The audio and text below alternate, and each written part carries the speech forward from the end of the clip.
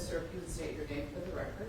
My name is Aric Komoroski, Yes. I'm Jamie Komoroski's father. Yes, sir, be glad to hear from you. Your Honor, I would like to address Samantha's family, the Millers, and Aric Hutchinson's family. I'm very sorry for the pain and suffering of my daughter Jamie's terrible decision to drink excessive amounts of alcohol and drive a car that resulted in taking the life of Samantha. I am so very sorry, and so truly very sorry. Because of the pain that she has caused, Jamie is doing everything she can to help others. She has become very involved with Alcoholics Anonymous. She attends virtual Alcoholics Anonymous meetings every day. She's the chairperson of one of the meetings. She hosts a meeting every Friday morning in her home, at her apartment. She volunteered to be on call for the Alcoholics Anonymous hotline. She answers calls from people that are in immediate need of support and information. She advises them on how to get involved with Alcoholics Anonymous and also reassures them that they are taking the first step to getting help for their addiction. She shares her personal story so that it may prevent others from drinking and driving. She is passionate about trying to help people to not drink and drive. She is a very caring, loving young lady.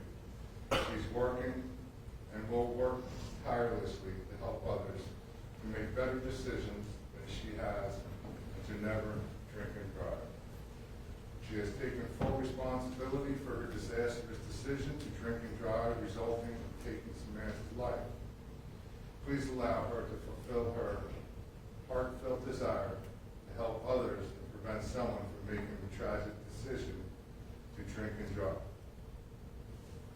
She truly is a wonderful person that can and will help others.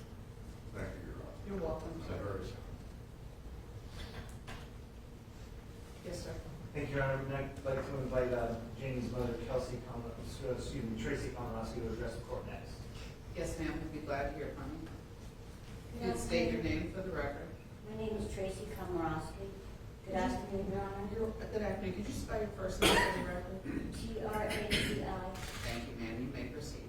I'm Jamie's mother.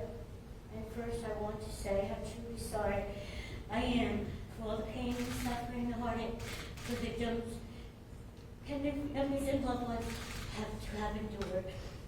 With my sorrows, I will always feel the pain. I will not feel the pain, I will feel bad for what has happened to everyone.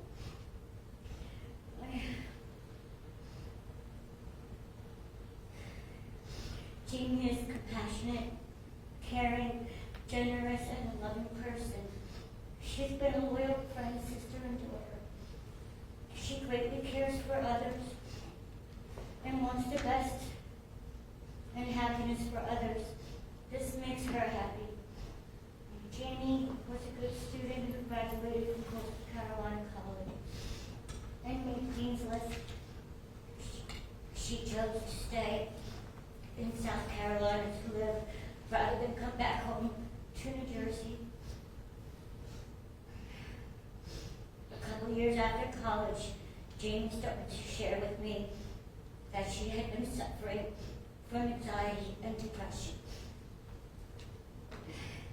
We spoke about talking to someone and seeing a doctor, which she did. I often thought her anxiety and depression was due to being homesick and lonely, and perhaps just to the daily stress of life. I now believe Jamie was using alcohol to cope with her feelings. I will forever regret not speaking to Jamie about alcoholism, because it is in our immediate family. Jamie has been doing everything she can to better herself. As I know these things are being repeated, but this is what I wrote down. She has been involved with AA and its members. She joins meetings on one and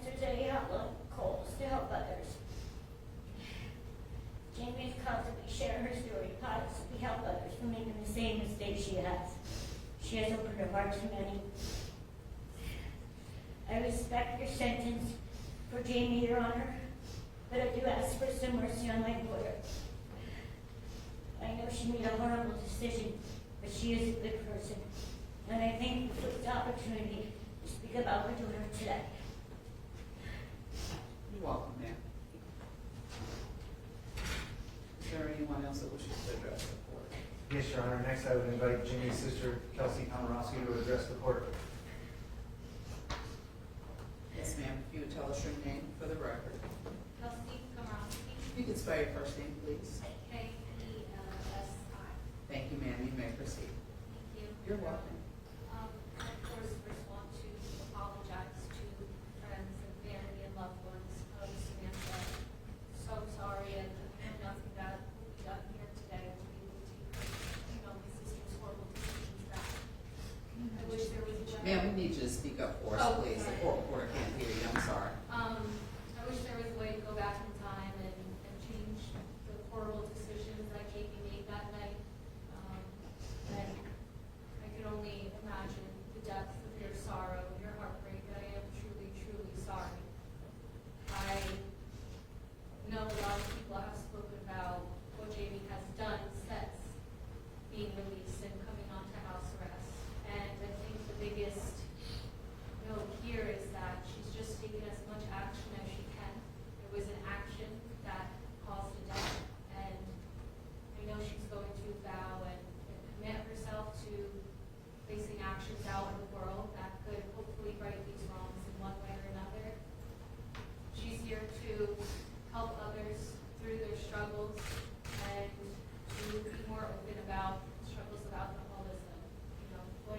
How you see it in your family and how you can prevent things from moving forward to something so devastating happening.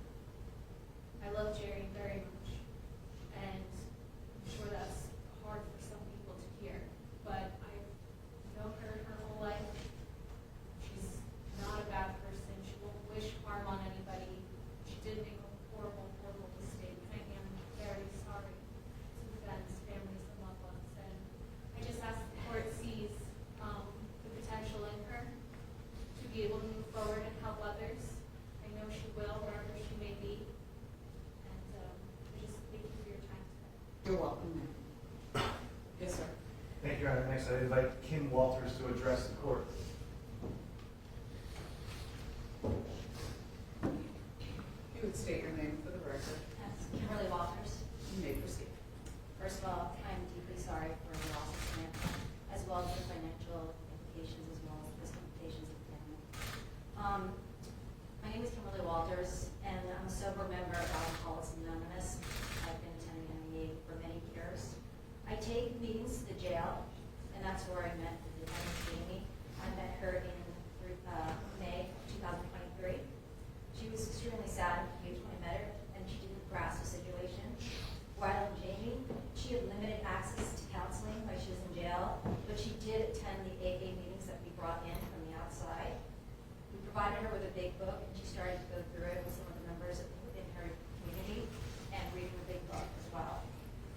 When she was released on house arrest, she reached out to me through some of the Zoom meetings and asked me to be her sponsor, and I gladly accepted. As her sponsor, I met with Jamie twice a week at her apartment, where we went to the big book. We began working the 12 steps of AA. And AA is not just a fellowship, it is a way of life. It's a way of life for me and many others to keep me sober. I work with other alcoholics. She has taken complete action for accountability for her actions, and she's made amends where she can. Jamie approaches part of the process with fearless and determination to turn her life around and take responsibility for her actions. She made the direct amends where she could, and she took on a path of honesty and integrity.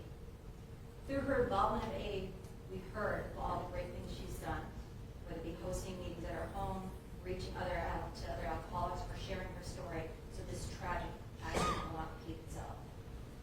In addition to her recovery efforts, she's also found a part-time job, using her education to better herself and care for herself. This opportunity has allowed her to give back to the community by advancing her career. She's passionate about helping others, as we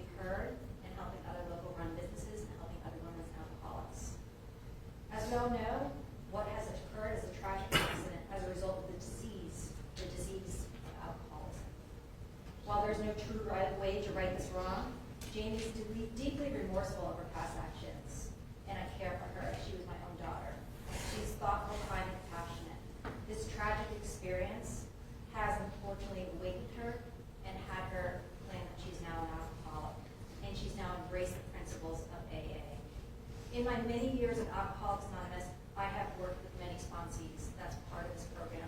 You can't get sober alone. You do it with others. We continue to carry the message to help other alcoholics. Jamie stands out to me as a very impactful person, not only because of her circumstances, because of her unwavering faith, faith in a brighter future and an embracing of the AA program. Jamie is ready to make amends for the life she took and for all those that were affected.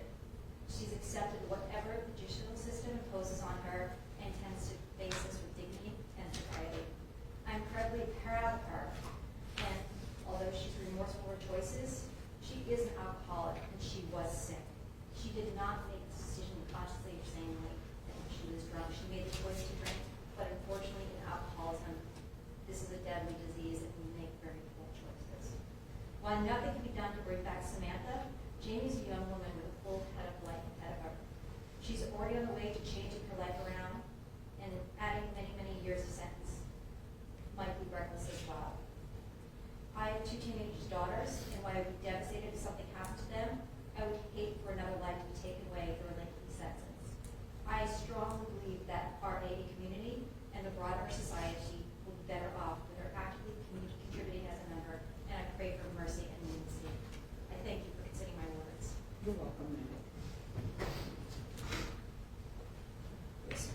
Thank you, Your Honor. Next, I'd like to invite the director of the Charleston Recovery Center, Jennifer Jett Peck, to address the court. Good afternoon. Good afternoon. If you would tell us your name for the record. My name is Jennifer Pett, Jennifer, P-E-T-T. Thank you. You may proceed. I have had a lot of tears for both families involved in this, and a lot of prayers for both sides of it. There's no easy way, there's no easy solution for anybody in this courtroom.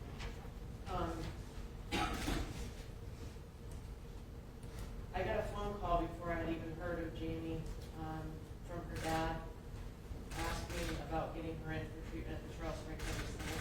I know that she had wanted to get help for her alcoholism. I guess it was shortly after the accident. I don't watch the news. I didn't know anything about that. I didn't know her. I didn't know her dad. But I knew that her dad was reaching out for help. I later found out who he was calling about was Jamie. And I was invited to the bond hearing where the family and her attorneys had hoped to get her enrolled in the Charleston Recovery Center for a residential long-term inpatient recovery center, and they wanted to have Jamie come there. It didn't work out with the decision of the court, but shortly after Jamie was released on her bond, she reached out to me, and I know that she reached out to several other women at AA and tried to get some sort of recovery going from where she was standing. She wasn't sure how that worked. It sounded like she had found a wonderful sponsor. She checked in with me several times since she's been on house arrest. She's been making good progress with her sponsor. Alcoholics, I'm a recovered alcoholic myself. My sober date is April 21 of 2019, and I've been on the side of the law where the courts, where I was facing time. And I know that from that side of it, God can use us wherever we go. Whether it's this courtroom, whether it's jail, whether it's home. In Jamie's case, she has thoroughly embraced the steps. You're right, Your Honor, you can't go to AA and expect to stay sober. You have to thoroughly walk this path. You have to thoroughly invest yourself in this program and work these steps. Jamie has worked all the steps, and a huge part of this program is continuing to pass on this message to other alcoholics. And her story is powerful. Working in the recovery community, I've seen a lot of tragedy. It's a heartbreaking field to be in, but it's also very rewarding because I've had the benefit of seeing people like Jamie turn their lives around and carry this message to help countless other people that came in behind them. I went to an AA meeting once and they asked somebody who was sober several years, several decades, to stand up. He was dying of natural causes. He was still sober. And they had asked everybody who he had helped to, well, he had sponsored to stand up. And a handful of men stood up. Then they told those men to keep standing, and the people that were sponsored by those men to stand up. And more people stood up. And then those people who had they sponsored to stand up. And eventually, about 150 people in the room, everybody was standing except for a couple people who hadn't had a chance to embrace this as Alcoholics Anonymous. And the ripple effect of what Jamie's story is, and how it can heal people and help others, she may deserve a punishment. But the people that she can help don't deserve to die. I believe that. Thank you, Your Honor. You're welcome. Yes, sir. Thank you, Your Honor. Last we have Jamie's brother, CJ Komoroski, to address the court.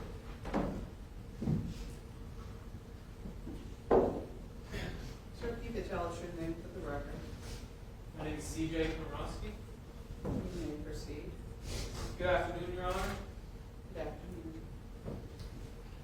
To Mr. and Miss Miller and to Aric, I'm so sorry for what you lost and what you will not get back. I'll carry this day with me as a reminder to forever and always be careful and think twice to make sure nothing like this will ever happen again. I wholeheartedly believe in my sister Jamie that she truly does feel the same way. I trust her. I'm confident in her beliefs and her abilities to make something right out of all this. That is all. Thank you all for your time.